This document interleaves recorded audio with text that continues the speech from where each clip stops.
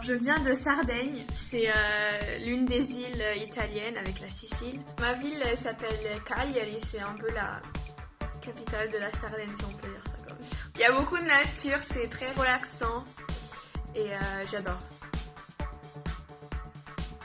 Alors moi je danse au Canada, à Toronto.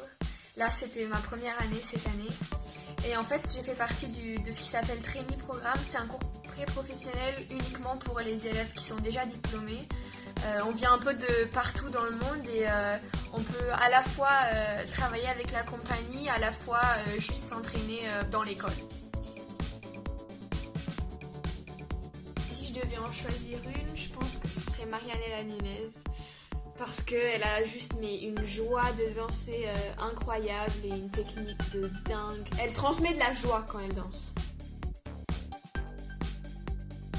Je n'ai pas dansé énormément, j'en ai dansé quelques-uns au Canada et quelques-uns quand j'étais à l'école de danse. Mais sans doute celui qui me restera le plus gravé, c'est Un ballo de Jiri Kilian parce qu'on y avait mis tellement de travail. C'était un travail de couple énorme, il fallait se faire confiance parce qu'il y avait des portées, la tête en bas et tout ça, puis sur la musique. Mais c'était juste c'est Jiri Kilian quoi, il n'y a pas d'autre mot.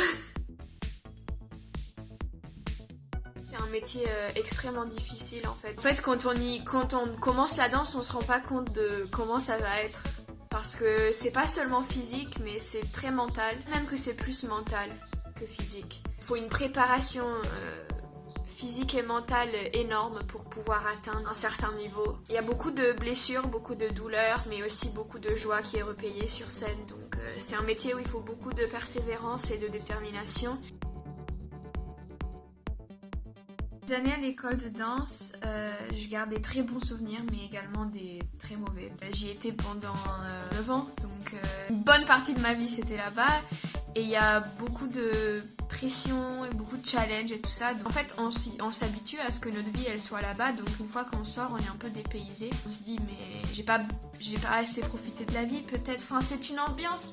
Je pense que comme toute chose, il y a des bons côtés, il y a des mauvais côtés. Maintenant que je suis sortie de cet endroit, j'ai appris beaucoup de choses, dans le bon et dans le mal, dans le bien et dans le mal, mais ça reste quand même une école d'excellence réputée dans le monde, alors oui, c'est une très bonne école. Une comédie musicale, c'est Notre-Dame de Paris, que j'avais vue dans un théâtre en Italie. Je dansais sur la chanson d'Esmeralda et c'est de là que mes parents m'ont inscrit à la danse et j'ai tout de suite aimé ça. Alors j'essaie de sortir avec mes amis, de faire la fête, de m'amuser, enfin de temps en temps ça fait du bien. Outre que la danse, je suis passionnée par la photographie et aussi par l'écriture, enfin j'adore lire et écrire. Ça reste quand même John Le Meyer parce que la personne, enfin le connaître en personne c'est vraiment quelque chose d'enrichissant. En tant qu'artiste, énormément, puis aussi en tant que personne. Enfin, c'est ce genre de personne qui parle et qui te rentre dans l'âme presque. C'est vraiment une personne incroyable, fantastique. Bah déjà, rentrer dans une compagnie qui me plaise et où je puisse être heureuse. Et puis avoir une famille, un mari, des enfants, voilà quoi, avoir une famille en dehors de la danse.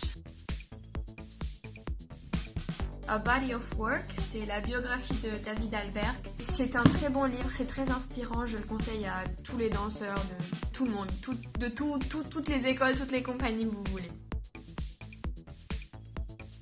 La calma è la virtù dei forti.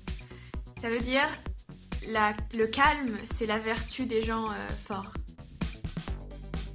Le lac. La Bayadère. Raymonda, j'ai des mauvais souvenirs malheureusement. Ah, Forsyth. Forsyth, c'est... Waouh, j'adore.